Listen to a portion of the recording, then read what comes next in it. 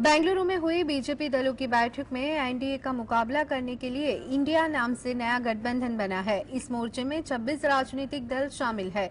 India में कितना NDA है, जानते हैं उन पार्टियों के नाम जो अतीत में बीजेपी की हमजोली रही है। रिपोर्ट अंदर की बात में। लोकसभा चुनाव 2024 के महामुकाबले का मंच तैयार हो चुका है।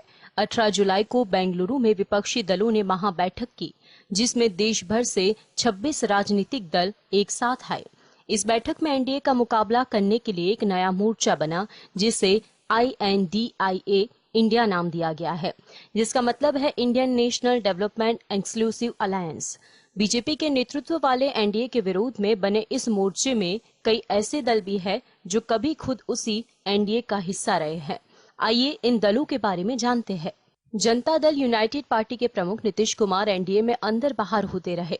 फिलहाल वे अब विपक्ष का प्रमुख हिस्सा है। तमिलनाडु की राजनीति में प्रमुख भूमिका रखने वाली डीएमके की भी एनडीए का हिस्सा रही है। चौधरी अजीत सिंह के नेतृत्व में राष्ट्रीय लोक दल की अटल बिहारी वाजपेयी सरकार का हिस्सा रही है। शिबू सोरेन के नेतृत्व वाला झारखंड मुक्ति मोर्चा जेएमएम भी एनडीए का हिस्सा रहा है। ममता बनर्जी के नेतृत्व वाली टीएमसी भी एनडीए का हिस्सा रह चुकी है। जम्मू कश्मीर की राजनीति को दो प्रमुख और एक दूसरे की विरोधी ये दोनों पार्टियां विपक्ष के गठबंधन का हिस्सा रही है।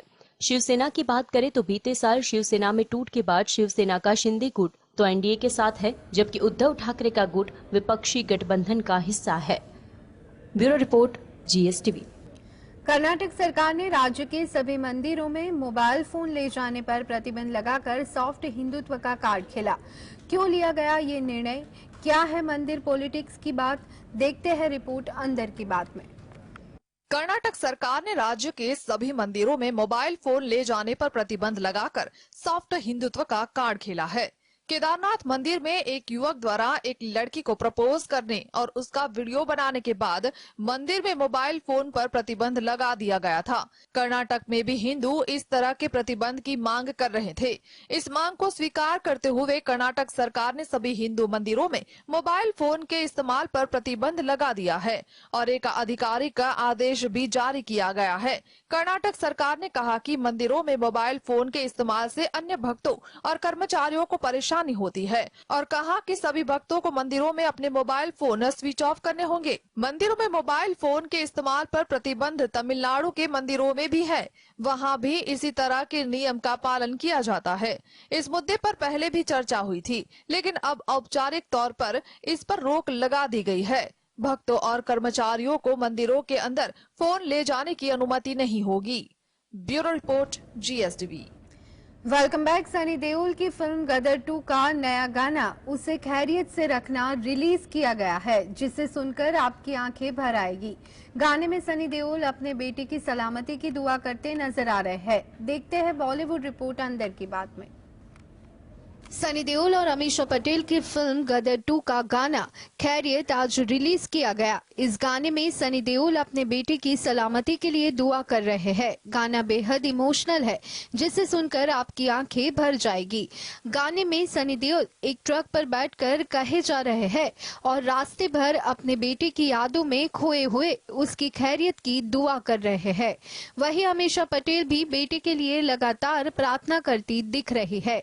गदर 2 का नया गाना खैरियत आपके दिल को छू लेगा। इस गाने में एक माता पिता के इमोशन को बखूबी दिखाया गया है। यह एक स्लो सॉन्ग है जो इमोशन से भरा हुआ है। गाने में सनी देओल का ट्रक पर बैठकर पाकिस्तान जाते हुए दिखाया जाता है। वो पूरे रास्ते अपने बेटे की फोटो को सीने से लगाए उसकी सलामती की दुआ करते हुए देखे गए हैं। आपको बता दें, इससे पहले गदर 2 का लवली सॉन्ग ऊर्जा कालिकावा रिलीज हो चुका है। इस गाने के रीमेक और फैंस का भरपूर प्यार मिल रहा है। सनी देओल और अमीषा पटेल की गदर 2 फिल्म 11 अगस्त को रिलीज हो रही है। Bureau report, GSTV। इस वक्त सोशल मीडिया पर एक वीडियो काफी चर्चा में है, जिसमें कहा जा रहा है कि बादशाह स्टेज पर भारी भीड़ के सामने परफॉर्म करते हुए धड़ाम से गिर पड़े। अब रैपर ने इस वायरल वीडियो पर अपना बयान दिया है। देखते हैं बॉलीवुड रिपोर्ट। बादशाह का एक वीडियो इस वक्त काफी चर्चा में है, जिसमें दिखाया जा रहा है कि वह परफॉर्म करते समय स्टेज से नीचे आ गिरे हैं। जैसे ही ये वीडियो ऑनलाइन वायरल हुआ, बादशाह ने इस वीडियो क्लिप पर कुछ सफाई दे दी है और बताया है कि असल में हुआ क्या था। जो वीडियो क्लिप वायरल हो रहा है उसमें एक शख्स स्टेज पर परफॉर्म करता दिख रहा है। वह शख्स ब्लैक टी शर्ट और मैचिंग शॉर्ट्स के साथ व्हाइट स्नीकर्स में है। ये शख्स दिखने में हूबहू बादशाह जैसा लग रहा है। गाते गाते अचानक वह शख्स स्टेज पर अपना बैलेंस खो देता है और फिर नीचे एक झुके बॉक्स में गिर पड़ता है। वहां स्टेज पर मौजूद टीम तुरंत उन्हें संभालने के लिए आगे बढ़ती है। कुछ रिपोर्ट्स में दावे किए जा रहे हैं कि ये शख्स बादशाह ही है जो परफॉर्मेंस के बीच में मंच से नीचे गिर पड़े। अब बादशाह ने क्लैरिफिकेशन दिया है। बादशाह कह रहे हैं कि भाई मैं बिल्कुल ठीक हूँ, मैं किसी स्टेज से नहीं गिरा। Bureau report, GSTV। हरियाणा के हिसार से ताल्लुक रखने वाली 19 वर्षीय पहलवान अंतिम पंघाल ने एशियन गेम्स में विनेश फोगाट को डायरेक्ट भेजने पर सवाल खड़ा किया। क्यों 19 वर्षीय खिलाड़ी ने विनेश फोगाट के सामने छेड़ी जंग? देखते हैं पूरी बात अंदर की बात में। एशियन गेम्स 2023 के लिए भारत की ओर से महिला पहलवान विनेश फोगाट को 53 किलोग्राम भार वर्ग में और पुरुष पहलवान बजरंग पुनिया को 65 किलोग्राम भार वर्ग में भारतीय ओलंपिक संघ की नियुक्ति की गई समिति ने डायरेक्ट एंट्री दे दी है। इस पर हरियाणा के हिसार की रहने वाली 19 वर्षीय अंतिम पंघाल ने सवाल करते हुए पूछा कि किस आधार पर विनेश फोगाट को डायरेक्ट एंट्री मिली। एक वीडियो में अंतिम पंघाल ने कहा विनेश फोगाट को एशियन गेम्स के लिए डायरेक्ट एंट्री मिली है, जबकि उन्होंने पिछले 1 साल से प्रैक्टिस भी नहीं की है।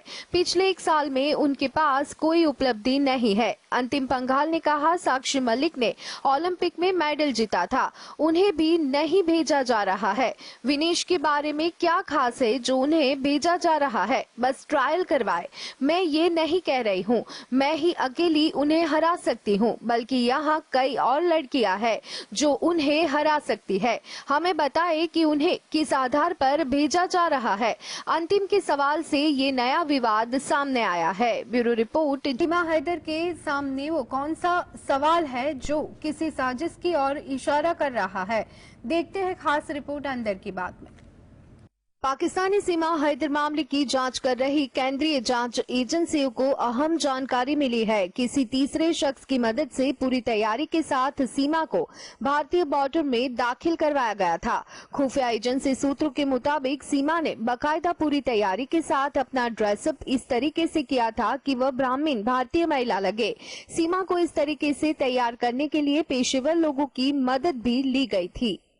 वो सवाल जो किसी साजिश की ओर इशारा कर रहे हैं। 4 बच्चों की मां खुद को पाकिस्तान के छोटे से शहर का बताती है, लेकिन पबजी गेम में दिन भर व्यस्त कैसे रहती थी? 5वीं पास मिडिल क्लास घरेलू महिला एक नहीं 2-2 पासपोर्ट क्यों रखेगी? अपने 4 बच्चों को छोड़कर सचिन से मिलने नेपाल कैसे चली गई? यही नहीं, दूसरी बार पाकिस्तान सीमा लौटी तो अपने 4 बच्चों के एकदम नए पासपोर्ट कैसे बनवा कर लौटी? पाकिस्तान में वो अपना पर्सनल लैपटॉप क्यों छोड़ के आई?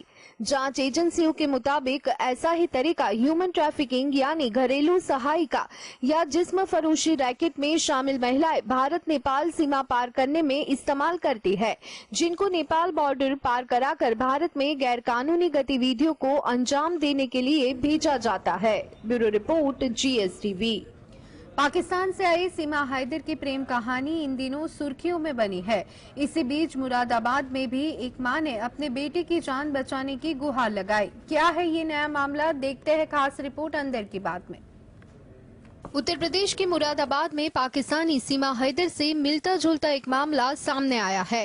पड़ोसी मुल्क बांग्लादेश की रहने वाली जूली फेसबुक पर प्यार के बाद मुरादाबाद में रहने वाले प्रेमी अजय के पास आई।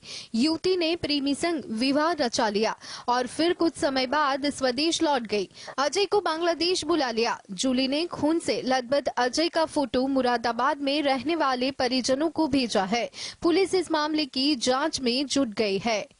मुरादाबाद में युवक की मां ने एसएसपी को प्रार्थना पत्र दिया है। इसमें फरियादी ने अपने बेटे को बांग्लादेश से वापस लाने के लिए मदद की मांग की है। उसका कहना है कि जूली अजय की शादी बाद दोनों बांग्लादेश जाते हैं। बाद में अजय का खून से लथबथ फोटो आता है। फरियादी महिला सुनीता का कहना है कि बेटे अजय का बांग्लादेश जाने के बाद फोन दोबारा आता है और वो अपनी मां से पैसों की मांग करता है और फोन कट जाता है। उसके बाद सुनीता के व्हाट्सएप पर बेटे अजय के खून से लथबथ फोटो आते हैं। अपने बेटे को वापस बुलाने के लिए मुरादाबाद एसएसपी के यहां प्रार्थना पत्र देकर गुहार लगा रही है। Bureau report, GSTV।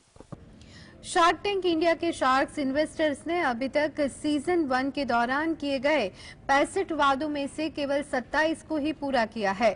जाने इस पॉपुलर शो में हुए वादों का क्या हुआ, देखते हैं रिपोर्ट में। शार्क टैंक इंडिया शो के जरिए नए नए और छोटे स्टार्टअप्स फंडिंग पाने की कोशिश करते हैं और इस शो को देखने वालों की कमी नहीं है। हालांकि इसके जरिए मिलने वाली फंडिंग को लेकर एक ऐसी रिपोर्ट आई है जो निराश कर सकती है। रिसर्च के जरिए निकाली गई एक रिपोर्ट में दावा किया गया कि शार्क टैंक इंडिया के शार्क्स ने अभी तक सीजन 1 के दौरान किए गए 65 वादों में से केवल 27 को ही पूरा किया है और इतने स्टार्टअप्स को फंडिंग या मदद दी है। शार्क टैंक इंडिया के सीजन 1 के दौरान शार्क्स ने जो भी कमिटमेंट किए थे वो सारे अभी तक पूरे नहीं हो पाए। वैल्यू टर्म्स में देखा जाए तो शार्क ने सीजन 1 के दौरान कुल 40 करोड़ रुपए का निवेश करने का वादा किया था, पर अब तक केवल 17 करोड़ रुपए की ही इन्वेस्ट की है। कुल मिलाकर 117 पार्टिसिपेंट्स ने शार्क टैंक सीजन 1 में हिस्सा लिया, जिसमें से 65 स्टार्टअप्स को डील के कमिटमेंट मिले। कुछ स्टार्टअप्स फाउंडर इस उम्मीद को छोड़कर आगे बढ़ चुके हैं। उनके मुताबिक ये शो केवल एक मार्केटिंग का अवसर है। Bureau report, GSTV।